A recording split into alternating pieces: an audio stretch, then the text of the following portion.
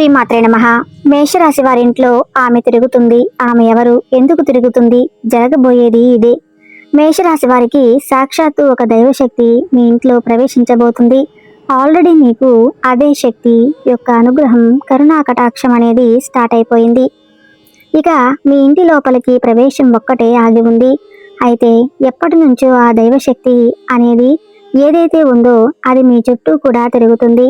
ఇక ఆ దైవశక్తి ఎప్పుడు మీ దగ్గరకు చేరుదామా, అలాగే మీ జీవితంలో ఉండేటువంటి కష్టాలు హరించివేసి చక్కగా మీ దగ్గరకు వచ్చి మిమ్మల్ని కాపాడుకుంటూ మీకు వచ్చేటువంటి ప్రతి ఒక్క ఆపదని తరిమి కొడుతూ మిమ్మల్ని చల్లగా చూడటానికి ఆ దైవశక్తి మీ చుట్టూ పక్కనే తిరుగుతుంది. ఈ 2024 సంవత్సరం డిసెంబర్ 25వ తేదీ నుంచి ఆ దైవశక్తి మీ ఇంట్లో ప్రవేశించబోతుంది. అలాగే మీకు మంచిగా ప్రతి ఒక్క సంకేతాన్ని తెలియజేస్తుంది. అయితే దైవశక్తి ఎంత సైలెంట్గా అయితే మీ జీవితంలోకి ప్రవేశిస్తుందో, మీరు కానీ ఆ దైవశక్తిని గుర్తించలేకపోతే మాత్రం మీ జీవితంలోకి వచ్చిన హ్యాపీనెస్ అంతా కూడా సైలెంట్గా తిరిగి వెళ్ళిపోవచ్చు. అయితే ఈ యొక్క మేషరాశి వారు తీసుకోవాల్సిన జాగ్రత్తలు ఏమిటి, అలాగే మీకు వచ్చే సంకేతాలు ఏమిటి, అదే శక్తి మీ ఇంట్లోకి వచ్చే ముందు మీకు చెప్పే ప్రతి విషయాలను ఎంతో క్లియర్గా ఇప్పుడు ఈ వీడియోలో మనం తెలుసుకుందాం. రాశి చక్రంలో మేషరాశి అనేది మొదటి రాశి. అశ్విని నక్షత్రం 1, 2, 3, 4 పాదాలు, భరణి నక్షత్రం 1, 2, 3, 4 పాదాలు, కృతికా నక్షత్రం 1వ పాదంలో జన్మించిన వ్యక్తులు మేషరాశి పరిధిలోకి వస్తారు. ఈ రాశికి అధిపతి అంగారకుడు. ఈ యొక్క మేషరాశి వారికి రాబోయే రోజుల్లో మీకు ఎంతో మంచి జరగబోతుంది. ఎందుకు అంటే సాక్షాత్తు ఆ దైవశక్తి మీ చుట్టుపక్కల తిరుగుతుంది కాబట్టి మీకు ఎటువంటి ఆపదైనా, ఎలాంటి కష్టమైనా సరే ప్రతి ఒక్క దానితో ఆమె స్వయంగా పోరాడుతుంది. దాని తర్వాత మీ జీవితంలోకి ఏదైనా మంచి జరగడం అనేది జరుగుతుంది. ఇప్పటిదాకా మీరు పడిన కష్టాలు చాలు. ఎందుకంటే మీకున్న కష్టాలు అన్నిటికీ చెక్ పెట్టేస్తుంది ఆ దైవశక్తి. అయితే ఆ దైవశక్తి మీ ఇంట్లోకి ఏ విధంగా ప్రవేశించబోతుంది, అసలు ప్రవేశించిందా లేదా అనే విషయం గురించి ఇప్పుడు మనం తెలుసుకుందాం. మేషరాశి వారి ఇంట్లోకి ఆ దైవశక్తి వచ్చే ముందు కొన్ని సంకేతాలను పంపిస్తుంది. అందులో మొదటి సంకేతం ఏమిటి అంటే, మీరు పడుకున్నప్పుడు సడన్ గా నిద్రలో మెలకువ రావడం. మీకు నిద్రలో మెలకువ ఎప్పుడైతే వస్తుందో అది కూడా బ్రహ్మ ముహూర్తంలోనే. మీకు ఎక్కువగా మెలకువ అనేది వస్తుంది. అంటే ఉదయం 3 గంటల నుంచి 5 గంటల లోపు సమయాన్ని బ్రహ్మ ముహూర్తం అని అంటారు. అంటే తెల్లవారుజామున మీకు తెలియకుండానే బ్రహ్మ ముహూర్తంలో మెలకువ అనేది వస్తుంది. ఒకదానికి తోడు మీరు ఎక్కువగా చెడు మాటలు మాట్లాడటం, వేరే వారి గురించి చెడుగా మాట్లాడడం, అలాగే వేరే వాళ్ళు ఎవరైనా చెడుగా మాట్లాడుతున్నా, అలాగే అన్యాయం జరుగుతున్నా కూడా మీరు వాటిని అస్సలు సహించరు.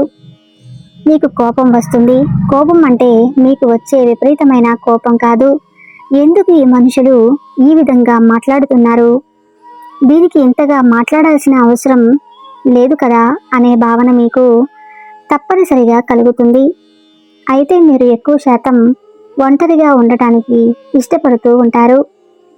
ఇక రెండవ సంకేతం ఏమిటి అంటే, మీ మనసు ఒక్కసారిగా ఆధ్యాత్మికత వైపు మళ్ళుతుంది.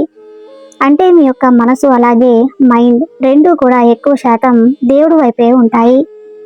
మీరు ఎక్కువగా గుడికి వెళ్ళటానికి, పూజలు చేయటానికి, అలాగే దేవుడి దగ్గర ఉంటే చాలు, నాకెంతో ప్రశాంతత కలుగుతుంది అనే భావన మీ మనసులో వస్తూ ఉంటుంది.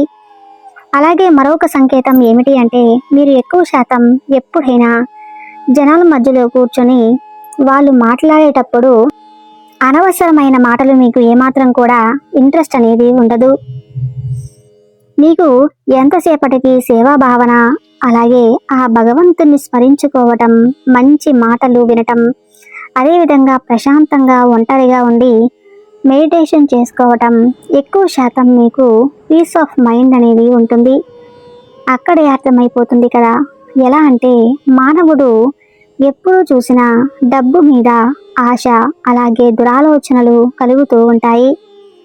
అంటే మనిషి ఎక్కువగా నేను ఇది ఎలా పొందాలి, ఇది ఎలా సాధించాలి అని చెప్పి తన మనసుని అలాగే మైండ్ని ఎప్పుడూ కూడా పరిగెత్తిస్తూ ఉంటాడు. కానీ ఎప్పుడైతే వీటన్నిటి మీద మోహం అంటే ఇంట్రెస్ట్ అనేది తీరిపోతుందో అప్పుడు మంచి రూపంలో నడుస్తాడు. ఇక ఆ సమయంలో మనిషికి ఇవన్నీ కూడా ఎక్కువగా చేరువవుతూ ఉంటాయి. కాబట్టి ఈ సంకేతాన్ని మీకు చాలా ఈజీగా తెలుస్తూ ఉంటాయి.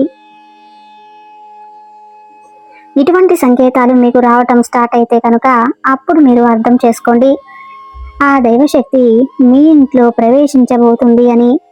ఇక అక్కడ నుంచి మీకు ఎటువంటి కష్టాలు అనేవి ఉండవు. ఇప్పటి వరకు మీరు చేసిన ప్రతి ఒక్క పనిలో ఏవైతే ఆటంకాలు వచ్చాయో అవన్నీ కూడా తీరిపోతాయి. అలాగే మీకు ఎటువంటి ప్రాబ్లం అనేది ఉండదు. అది మీ కుటుంబ పరంగా కావచ్చు, అంటే మీ ఇంట్లో మీ తల్లిదండ్రులు కావచ్చు, మీ జీవిత భాగస్వామి కావచ్చు, అలాగే మీ పిల్లలు కావచ్చు. వాళ్ళతో కూడా మీ యొక్క సంబంధాలు మంచిగా పెరుగుతూ ఉంటాయి. అలాగే మీ యొక్క ఉద్యోగ జీవితంలో వచ్చేటువంటి ప్రతి ఒక్కటి ఏదైతే స్టెప్ తీసుకోవాలని మీరు అనుకుంటున్నారో దానికి ఈ సమయం మీకు ఎంతో మంచి అవకాశం అని చెప్పుకోవచ్చు. అలాగే ఉద్యోగంలో మీకు ప్రమోషన్స్ అనేవి ఉంటాయి. శాలరీస్లో ఇంక్రిమెంట్స్ అనేవి కూడా ఉంటాయి. అదేవిధంగా ప్రతి ఒక్క పని కూడా మీకు తెలియకుండానే ఎటువంటి అడ్డంకులు లేకుండా సజావుగా సాగుతూ ఉంటాయి. ఇదంతా కూడా మీకు తెలియకుండానే ఆ దేవత అనుగ్రహంతో ప్రతి ఒక్క అవకాశం మీ దగ్గరికి చేరుకుంటూ ఉంటుంది. అయితే ఆ దైవశక్తి ఏంటి, సాక్షాత్తు ఆ దైవశక్తి ఎవరు, ఆ రూపం ఏమిటి, ఆ దేవతా శక్తికి మనం ఏ విధంగా పూజలు చేయాలి, అలాగే ఎటువంటి జాగ్రత్తలు తీసుకోవాలి అంటే ఆ దైవశక్తి మరెవరో కాదు, సాక్షాత్తు శ్రీ మహాలక్ష్మీదేవి. అవును, ఇది నిజం. ఆ తల్లి ఈ నెల డిసెంబర్ 25వ తేదీ నుండి మీ మీద అనుగ్రహం చూపించబోతుంది. ఇక ధనలక్ష్మీదేవి మీ ఇంట్లోకి రాబోతుంది. ఆ లక్ష్మీదేవి మీ ఇంట్లోకి వస్తే కనుక మీకు ఎలాంటి కష్టాలు బాధలు అనేవి ఉండవు. అలాగే ఆర్థిక పరంగా మీకు డబ్బుకు సంబంధించి ఎటువంటి లోటు అనేది ఉండదు. అయితే ఆ లక్ష్మీదేవి అమ్మవారు మీ ఇంట్లో ఎటువంటి స్థానంలో నివాసం ఉంటారు అని అంటే మీ ఇంటి గుమ్మం ముందు, అంటే మీ ఇంటికి ఎంటర్ అయ్యే ప్లేస్లో బ్రహ్మస్థానం అని ఉంటుంది. ఇక ఆ బ్రహ్మస్థానంలోనే అమ్మవారు నిలిచి ఉంటారు. అయితే ఆ బ్రహ్మస్థానాన్ని మీరు ఎప్పుడూ కూడా ఎంతో చక్కగా శుభ్రంగా ఉంచుకోవాలి. అక్కడ ఎటువంటి చెత్తా చెదారం, డస్ట్బిన్ లాంటివి, అలాగే చెప్పులు కూడా అస్సలు పెట్టకూడదు. అలా ఉంటే కనుక ఆ లక్ష్మీ అమ్మవారు తిరిగి వెళ్ళిపోయేటువంటి అవకాశం కూడా ఉంటుంది. కాబట్టి ఇవన్నీ లేకుండా మీరు ఆ బ్రహ్మస్థానాన్ని ఎంతో పరిశుభ్రంగా ఉంచుకోండి. నిత్యం అక్కడ పసుపు కుంకుమలతో మీ గుమ్మానికి అలంకరించుకోవాలి. అలాగే అమ్మవారిని ఆహ్వానిస్తూ గుమ్మం దగ్గర దీపాలను వెలిగించండి, ధూపం వేయండి. మీకు కుదిరితే ఆ స్థానంలో తులసి చెట్టును పెట్టి పూజించండి. మేము చెప్పినటువంటి జాగ్రత్తలు తీసుకుంటే సాక్షాత్తు ఆ శ్రీ మహాలక్ష్మీదేవి కటాక్షం మీ మీద కలుగుతుంది.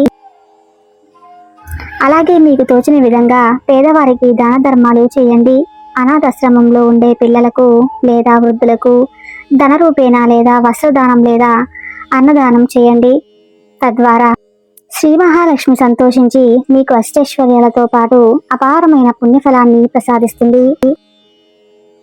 అలాగే నేను చెప్పిన సంకేతాలు అన్నీ కూడా మీరు కనుక గమనించినట్లయితే మీ యొక్క మేషరాశి వారి ఇంట్లో అదే శక్తి అంటే లక్ష్మీ అమ్మవారి నివాసం ఉన్నారా లేదా అని మీరు స్పష్టంగా అర్థం అవుతుంది. చూశారు కదండి మేషరాశి వారి యొక్క జాతక ఫలితాలు. ఈ వీడియో కనుక మీకు నచ్చినట్లయితే ప్లీజ్ లైక్ చేసి మా ఛానల్ని సబ్స్క్రైబ్ చేసుకోండి. అలానే పక్కనే ఉన్న బెల్ ఐకాన్ని క్లిక్ చేసి జై శ్రీకృష్ణ అని కామెంట్ చేయండి.